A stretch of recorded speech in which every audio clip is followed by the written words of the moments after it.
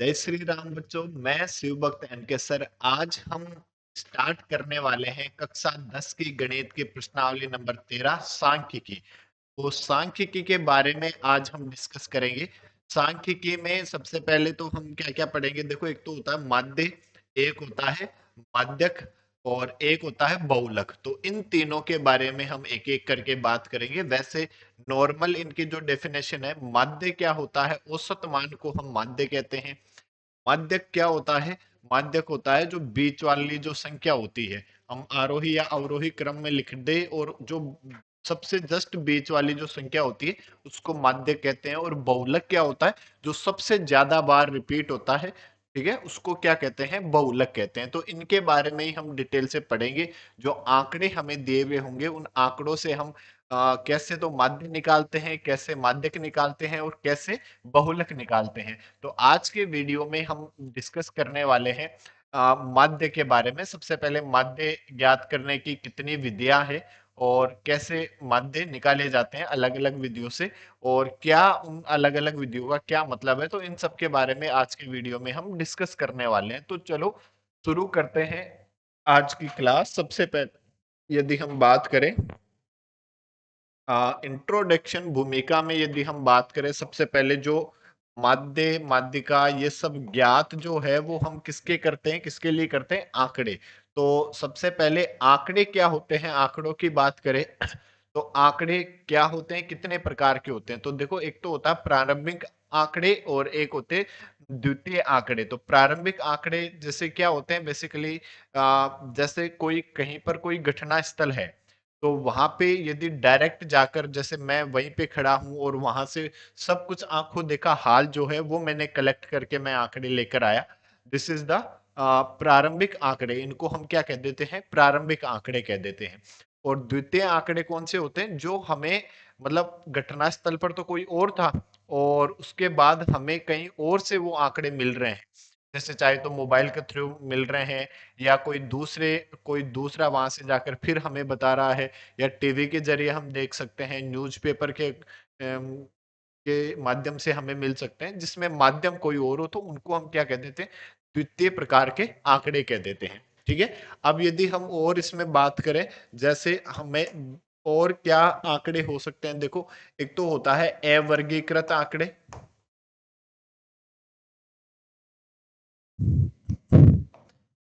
अवर्गीकृत आंकड़े क्या होते हैं? अवर्गीकृत आंकड़े होते हैं कि जैसे मान लो आपकी क्लास में 10 बच्चे हैं, और 10 नंबर का कोई टेस्ट लिया। तो उस टेस्ट में जो नंबर आए हैं बच्चों के, वो मान लो जैसे कोई भी 7, 8, 9, 6, 5, 7, और जैसे 10, 9, 7, 10, ये जो है ये नंबर आए हैं बच्चों के टेस्ट में। तो ये हो गए क्या? प्रारंभिक आंकड़े। इनको हम कह देते हैं क्या? प्रारंभिक आंकड़े या अवर्गीकृत आंकड़े। ठीक है। क्या कह देते हैं? अवर्गीकृत आंकड़े। अवर्गीकृत आंकड़े मतलब जो नॉर्मल आंकड़े दिए हुए हैं, ठीक है, कि ये इतने इतने जो आंकड़े हैं, और इसको हम कह देते हैं क्या? अवर्गीकृत आंकड़े।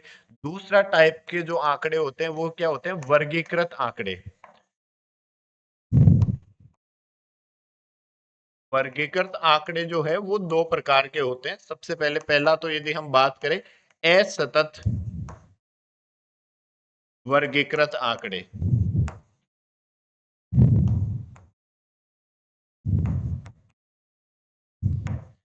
अब असतत वर्गीकृत आंकड़े कौन से होते हैं? जैसे मान लो आपकी क्लास में जो है बच्चों की संख्या ज्यादा हो गई, तो हम और जैसे मान लो 10 नंबर का टेस्ट लिया और 20 बच्चे हैं, तो आंकड़े कई बार आपको इस तरह से मिल जाते हैं, x I F I.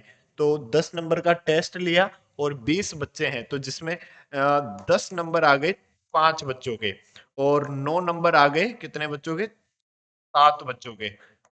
8 number आ गए 3 बच्चों के, और 7 नंबर आ गए 4 बच्चों के, और 6 नंबर आए एक बच्चों के, और 6 से कम किसी बच्चे के आए नहीं। तो इस टाइप के जो आंकड़े दिए हुए होंगे, एक्स आई का मान दे दे, एफ आई का मान दे दे, उनको हम कह देते हैं क्या? असतत वर्गीकृत आंकड़े। और दूसरे टाइप का जो आंकड़ा होगा वो क्या होता है? सतत वर्गीकृत आंकड़ा। सतत वर्गीकृत आंकड़े। तो सतत वर्गीकृत आंकड़े किस टाइप के होते हैं? जिसमें वर्ग अंतराल दिया हुआ होता है। जब और ज्यादा जैसे मान लो 50 नंबर का टेस्ट ले लिया, ठीक है, तो 50 नंबर का टेस्ट ले लिया तो जो आपको कह दिया कि भाई 0 से 10 नंबर के बीच जो है वो नंबर आए हैं 4 बच्चों के। नंबर बच्चों की संख्या है 20, और 50 नंबर का टेस्ट लिया, कोई एज कोई प्री बोर्ड लगा होगा, ठीक है, तो 0 से 10 नंबर के बीच में आए 4 बच्चों के, और 10 से 20 तक नंबर आए जैसे मान लो 3 बच्चों के, और 20 से 30 जो है ये नंबर आए मान लो 6 बच्चों के, और 30 से 40 जो है ये नंबर आए 2 बच्चों के। तो कितने हो गए? 10 और 5 15, और 40 से 50 नंबर तक आए 5 बच्चों के, ठीक है। तो इस तरह से यदि आंकड़े दिए गए हो, एक्स आई का मान दे दे और एफ आई का मान दे दे, जो वर्ग अंतराल, इसको बोलते हैं वर्ग अंतराल, तो ऐसे आंकड़ों को क्या कह देते हैं? सतत वर्गीकृत आंकड़े कह देते हैं। जब आपको सतत वर्गीकृत आंकड़े दिए गए हैं तब हम वर्ग चिन्ह निकालते हैं, ठीक है। सबसे पहला काम क्या करते हैं? वर्ग चिन्ह निकालते हैं। वर्ग चिन्ह क्या होता है? इसको तो बोलते हैं निचली सीमा, और इनको बोल देते हैं ऊपरी वर्ग सीमा या ऊपरी सीमा बोल देते हैं। तो वर्ग चिन्ह क्या होते हैं? ऊपरी सीमा, ऊपरी वर्ग सीमा प्लस निचली वर्ग सीमा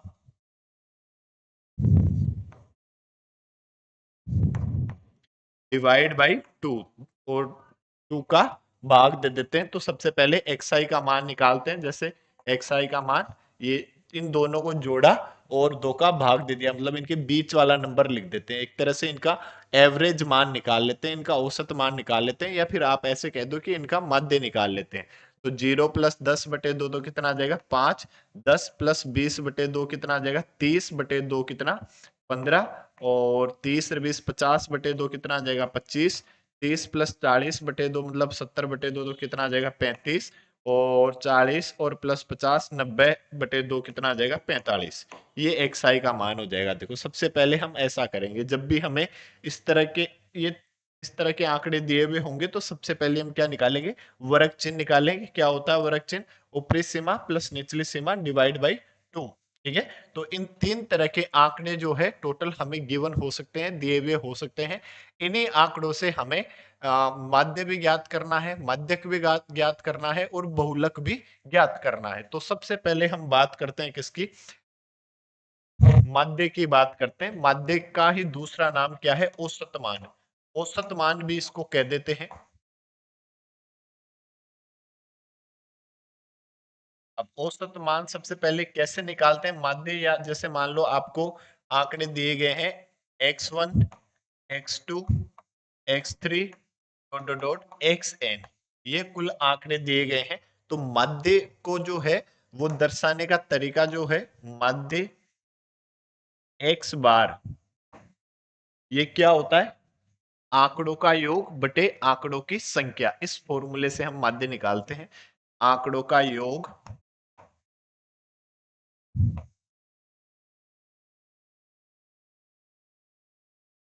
बटे आंकड़ों की संख्या।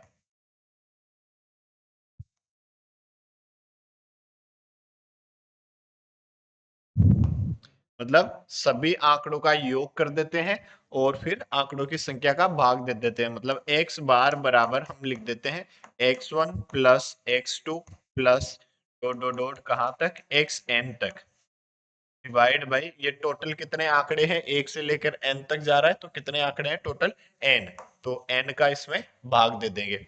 या फिर x बार बराबर, ये इनका योग जो है, योग को हम सिग्मा से दर्शा देते हैं, ऐसे लिख देते हैं, ठीक है।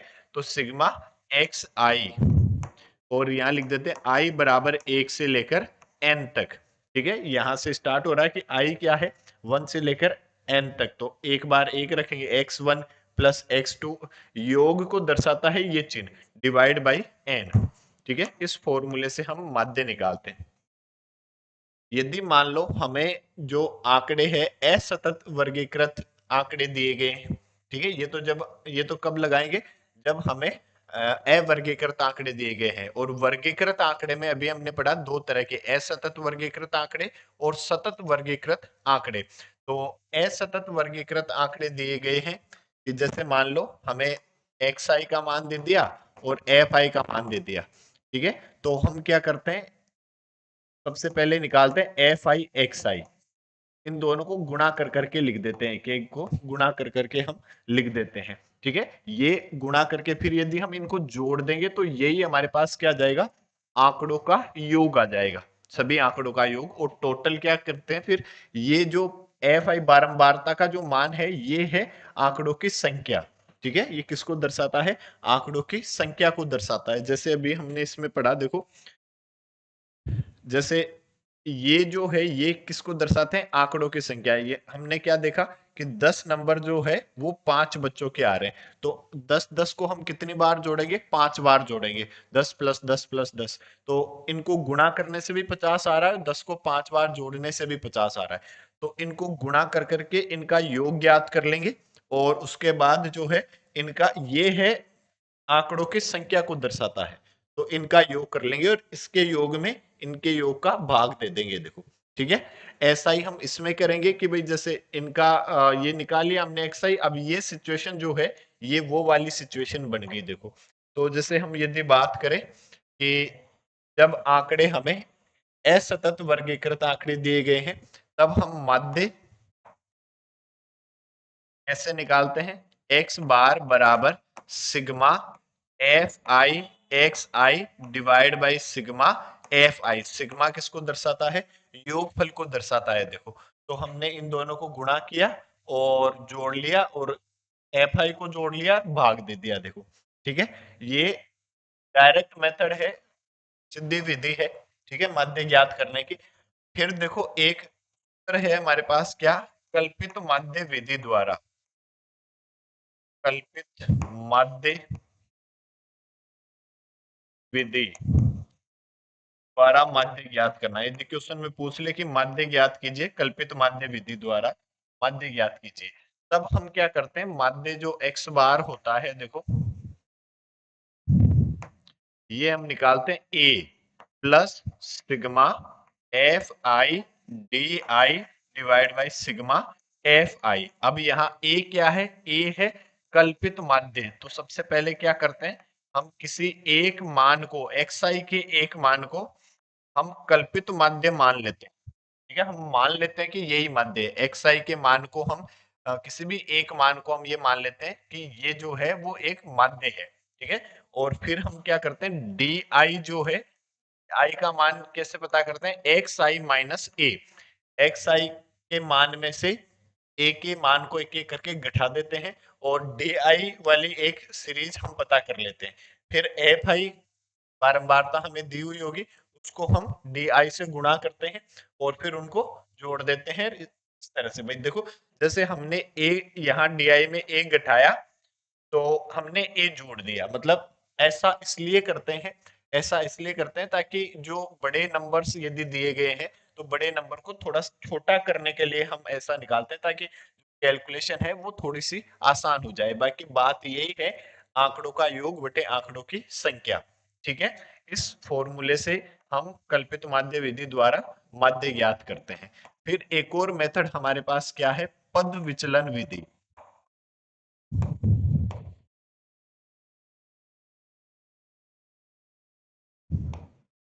पद विचलन विधि या इसको पग विचलन विधि भी कह देते हैं, स्टेप डेविएशन मेथड, ठीक है।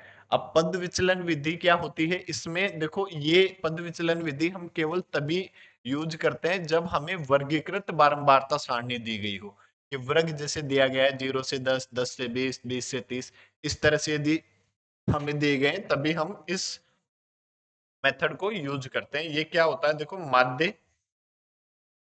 एक्स बार बराबर A plus sigma F I U I divide by sigma F I गुणा एच।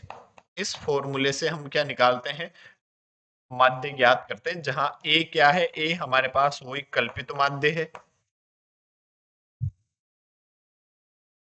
और जो यू आई है, यू आई हम पता करते हैं x I minus A divide by H.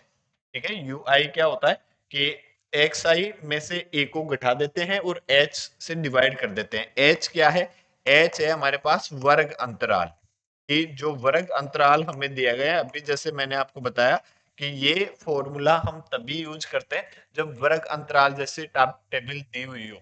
मतलब वर्ग अंतराल जैसे कैसे? में सतत बारंबारता सारणी दी गई है कि 0 से 10, 10 से 20, 20 से 30। तो h है इनके बीच का गैप। वर्ग अंतराल क्या होता है? जो सतत बारंबारता सारणी दी जाती है उनके बीच का गैप कितना है। ठीक है, तो हम क्या निकालते हैं h। और अब जैसे आप नॉर्मली ऐसे भी समझ सकते हैं, देखो जैसे h हमने यहाँ पे डिवाइड किया, ठीक है, भाग दिया तो h से गुणा कर दिया, और a यदि हमने घटाया तो a जोड़ दिया। देखो सेम वही फॉर्मूला है, आंकड़ों का योग बटे आंकड़ों की संख्या। ये दोनों मेथड जो है, तो बड़े नंबर यदि दिए गए हैं तो बड़े नंबर को छोटे नंबर करने के सिचुएशन में हम इनको यूज करते हैं, ताकि इजी मतलब छोटे छोटे कैलकुलेशन होगी तो आसानी से हम उनको हल कर पाएंगे, सोल्व कर पाएंगे। ठीक है, और गलती होने के चांस जो है वो कम हो जाएंगे। देखो अब हम बात करते हैं, देखो इनको एक एग्जाम्पल से समझते हैं, उदाहरण से समझते हैं। सबसे पहले बात करते हैं वर्गीकृत आंकड़ों का माध्य। तो क्वेश्चन हमारे पास लिखा गया है, वर्ग अंतराल आपको दिया गया है, विद्यार्थियों की संख्या दी गई है और आपको माध्य ज्ञात करना है। तो देखो सबसे पहले इसको हम लिख लेते हैं। एक्स आई का जो मान है वो आपको दिया गया है 10 से 25, और 25 से 40, 40 से 55, 55 से 70, 70 से 85, और 85 से 100। ये आपको एक्स आई का मान जो है वो दिया गया है। और यदि बारंबारता एफ आई की बात करें तो ये कितना होगा? 2, 3, 7, 6, 6 और 6 ये दिया गया है। तो सबसे पहले तो हम क्या करेंगे, जब वर्ग अंतराल दिया गया है तो हम वर्ग चिन्ह ज्ञात करेंगे। वर्ग चिन्ह क्या होता है? ऊपरी सीमा प्लस निचली सीमा डिवाइड बाई 2। इन दोनों को जोड़कर 2 का भाग देंगे। तो देखो 10 प्लस 25 बटे 2, 25 और 10 कितना? 35, 35 बटे 2 कितना आ जाएगा? 17.5। तो एफ ये एक्स आई का मान जो है वो हमारे पास इसके लिए आ जाएगा 17.5। और फिर यदि इन दोनों को जोड़ते हैं 40 और 25 कितना? 60, 65, 65 बटे 2 कितना आ जाएगा? 65 बटे 2 आ जाएगा 32.5। ठीक है, 32.5। इन दोनों को जोड़कर 2 का भाग दोगे कितना आ जाएगा? 47.5। और इन दोनों को जोड़कर यदि आप का भाग दोगे तो 7 और 5 12, 125। 125 बटे 2 तो कितना आ जाएगा? 62.5। और यदि इन दोनों को जोड़ोगे तो 8 और 7 15, 155। 155 बटे 2 तो कितना आ जाएगा? 77.5। और ये 100 प्लस 85 तो 185 बटे 2। तो 185 बटे 2 कितना हो जाएगा? देखो 92.5। ये आपके पास एक्स आई का मान आ गया। अब हम क्या करेंगे? एफ आई गुणा एक्स आई करेंगे। तो इन दोनों को गुणा कर दोगे, एफ आई इंटू एक्स आई। तो 2 पंजे 10 की 0 पॉइंट, 7 दूनी 14 और 1 15, तो एकम 2 और 1 3 आया 35। और अब 3 से गुणा कर देंगे तो 5 3 15, 5 3 दूनी 6 और 1 7, और 3 3 9। तो ये कितना आ जाएगा? 97.5। 7 से गुणा कर देंगे, 7 पंजे 35 पॉइंट, सातों सातों 49 और 3 52, 7 चौक 28 और 5 ये कितना आ गया? 332.5।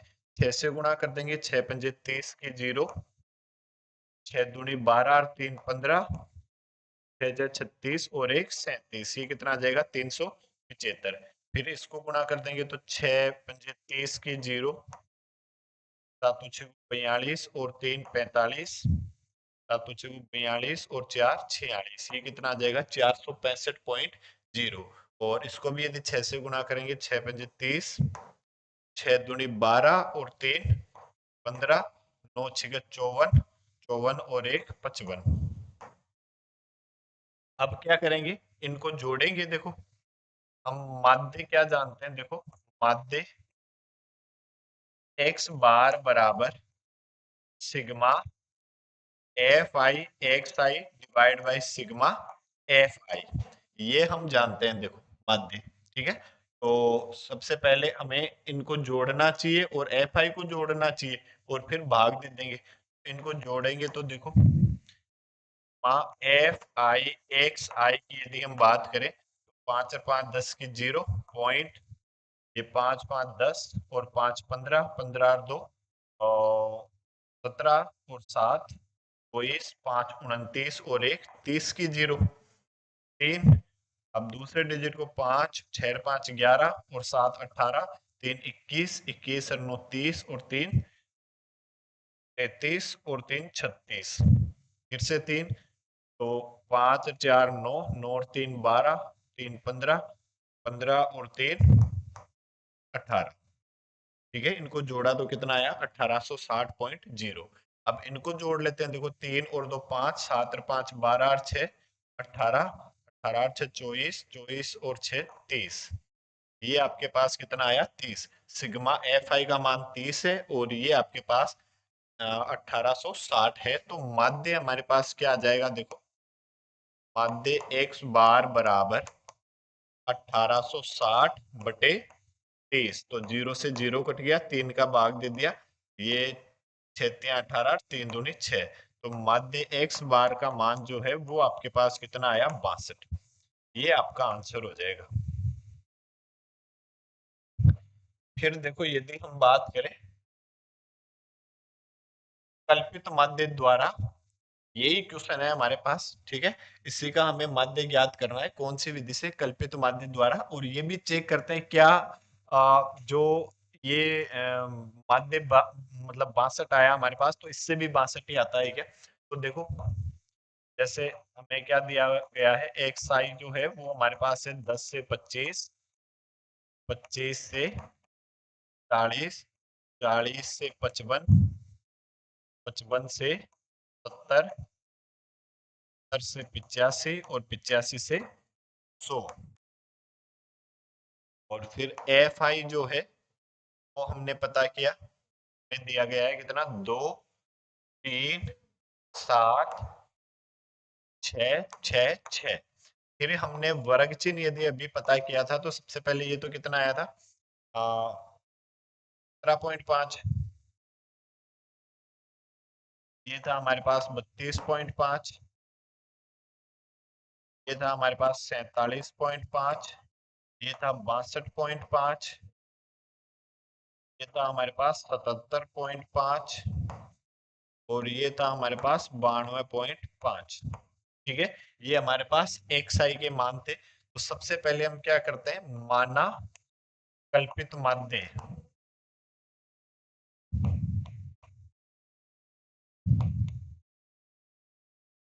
ए बराबर किसी भी एक मान को जो है हम कल्पित माध्य मान लेते हैं, और जो लगभग बीच वाला जो मान होता है उसको मान लेते हैं, ताकि बैठाएंगे तो कुछ प्लस के आ जाए और कुछ माइनस के आ जाए, ताकि जो बैलेंस बना रहे, ताकि नंबर जो है वो एक कम हो जाए। तो हम इसको मान लेते हैं, जैसे किसी को भी मानकर आप सोल्व कर सकते हैं, आंसर हमेशा सेम आएगा। देखो माना कल्पित माध्य ए बराबर हमने मान लिया 47.5। सबसे पहले इसमें हम क्या निकालते हैं, देखो फॉर्मूला क्या है माध्य, फॉर्मूला आप देख लो, उसके अकॉर्डिंग जो जो जिस जिसकी चीज की जरूरत आपको पड़ रही है वो पता कर लो और फॉर्मूले में रख दो। देखो एक्स बार बराबर क्या जानते हैं, A plus sigma F I D I divide by sigma F I, ये हम जानते हैं माध्य एक्स बार। तो सबसे पहले जहां डी आई जो है वो क्या जानते हैं हम, एक्स आई माइनस ए, ये हम डी आई का मान जानते हैं। हमें क्या निकालना चाहिए, एक्स आई माइनस ए, ये निकालना चाहिए। एक्स आई माइनस ए मतलब 17.5 माइनस 45.5, ये आपके पास कितना आया देखो, इसमें से इसको घटा दो और माइनस कर दो, तो कितना आ जाएगा, -30। ये हमारे पास आया -30, और इसमें से घटाएंगे तो कितना आ जाएगा, -15 आ जाएगा देखो, और इसमें से घटाएंगे तो 0 आ जाएगा, और इसमें से घटाएंगे तो +15, इसमें से घटाएंगे तो 23 आ जाएगा, और इसमें से घटाएंगे तो 45 आ जाएगा देखो। ठीक है, ये हमारे पास xi - 1 का मान आ गया। अब हमें फॉर्मूले से पता चल रहा है हमें क्या निकालना है, fi, ये मतलब di का मान आ गया हमारे पास, fi इंटू डी आई, ये हमें कैलकुलेट करना है। तो fi के जो मान है उसको di से मल्टीप्लाई कर दो, तो ये कितना, -60, और ये -45, और 7 गुणा 0 तो 0, और ये 15 छिगा 90, 6 तिया 18, 180, और ये 6 पंजे 30, 6 चौक 24, और 3 27, ये आ गया।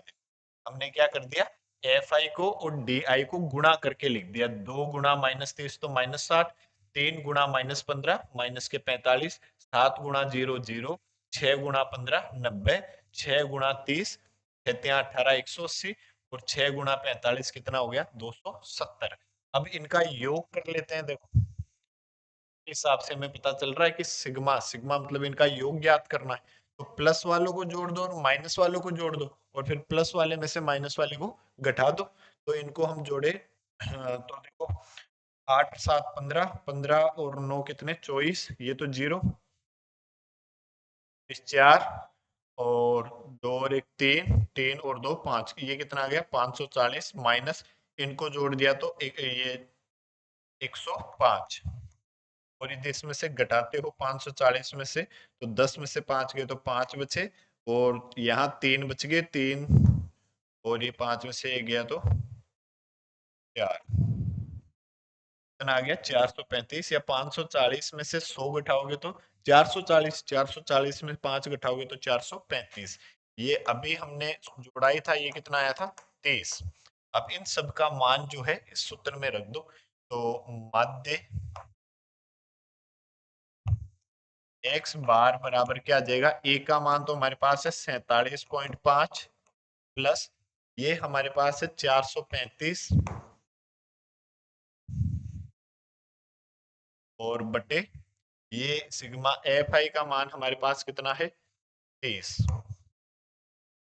तो यदि हम बात करें माध्य x बार बराबर 43.5, प्लस ये 3 का भाग दे देते हैं, भाग देंगे 3 एकम 3, फिर 1 3, तो 4 तिया 12, फिर 1 5, तो 3 पंजे 15 है, और ये 0, तो एक डिजिट छोड़कर हम क्या लगा देंगे, पॉइंट लगा देंगे। अब इनको यदि हम जोड़ते हैं, माध्य x बार बराबर 5 5 10 की 0 पॉइंट, 7 4 11 और 1 12, 4 और 1 5, और एक हासिल की 6, 62.0 मतलब 62, वही आपका आंसर आ रहा है देखो, माध्य।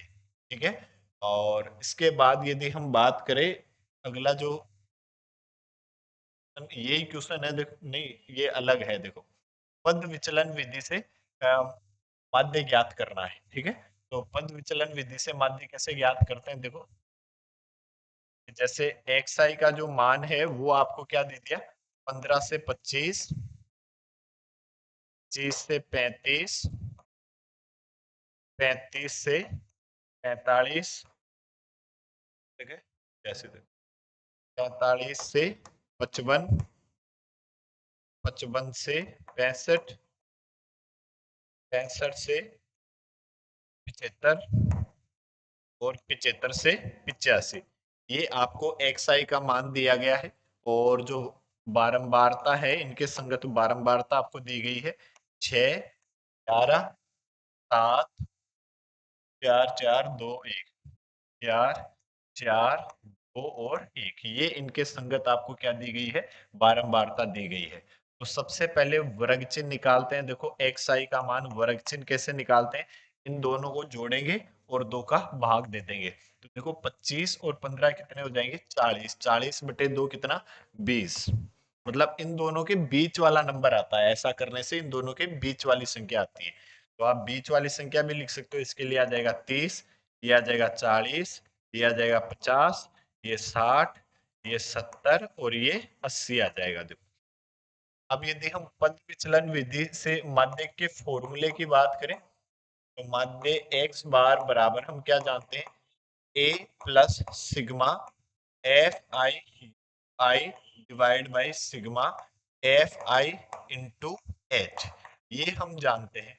जहां जो यू आई है क्या जानते हैं हम, x I minus A divide by H, ये हम यू आई जानते हैं। तो सबसे पहले तो हमें ए मानना चाहिए कि कल्पित माध्य, हमें एक बार मानना चाहिए, तो हमने लिखा माना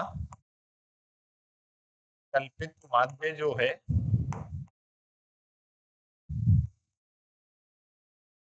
ए बराबर किसी भी एक मान को हम कल्पित माध्य मान सकते हैं। जैसे बीच वाले मान को मान लेते हैं, मोस्टली केस में हम बीच वाले मान को मान लेते हैं ताकि कुछ नेगेटिव आ जाए कुछ पॉजिटिव आ जाए, जिससे क्या है कि एकदम नॉर्मल बहुत छोटे नंबर आए जब इनको जोड़े तब हम, ठीक है। तो 50 को हम कल्पित माध्य मान लेते हैं, माना कल्पित माध्य जो है वो 50 है। अब यदि हम बात करें कि पहले तो हम बात कर लेते हैं एक्स आई माइनस ए की, तो 20 में से 50 को घटाएंगे तो 20 माइनस 50 माइनस का 30 आ जाएगा। 30 माइनस 50 माइनस का 20, 40 माइनस 50 माइनस का 10, 50 minus 50 zero, 60 minus 50 10, 70 minus 50 20, 80 minus 50 ये कितना आया 30। ये एक्स आई माइनस ए का मान आया। और अब यदि हम बात करें यू आई की, तो यू आई क्या जानते हैं, x I minus A divide by H. H क्या है, एच वर्ग अंतराल,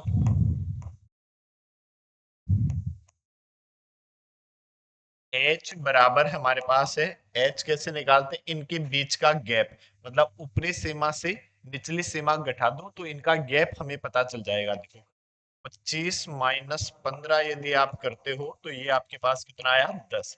तो इसी में 10 का भाग दे देकर लिख देंगे, तो 10 का भाग देंगे माइनस का 3 आ जाएगा, 10 का भाग देंगे माइनस का 2 आ जाएगा, 10 का भाग देंगे माइनस का 1, ये 0, ये प्लस का 1, ये प्लस के 2 और ये प्लस का 3।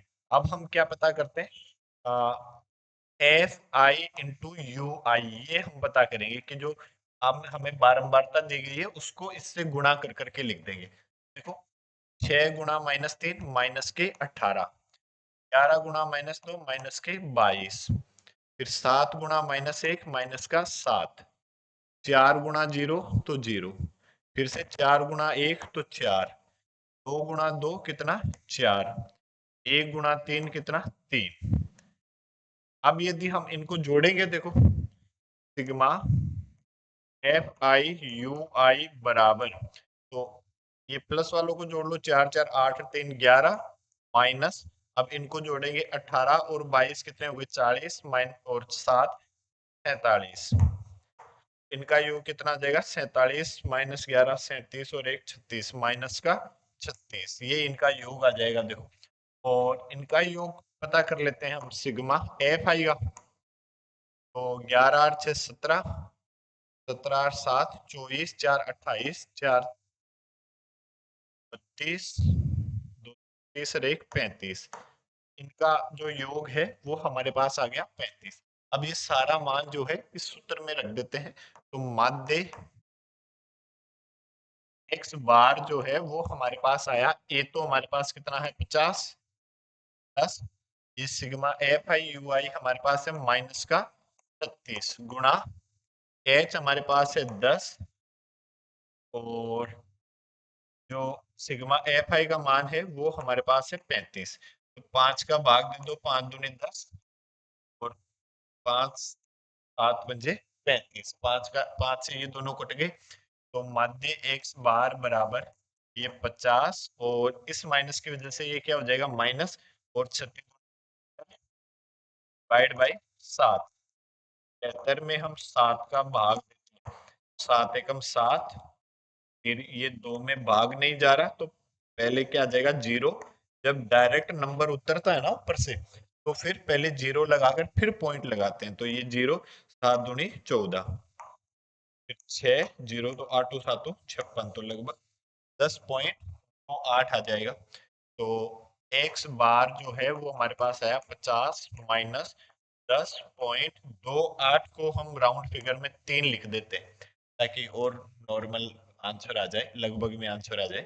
तो 50 में से 10 घटाओगे तो 40, और 40 में से 0.3 घटाओगे तो 39.7। तो माध्य जो एक्स बार है वो आपके पास आ जाएगा 39.7। ये आपका आंसर हो जाएगा।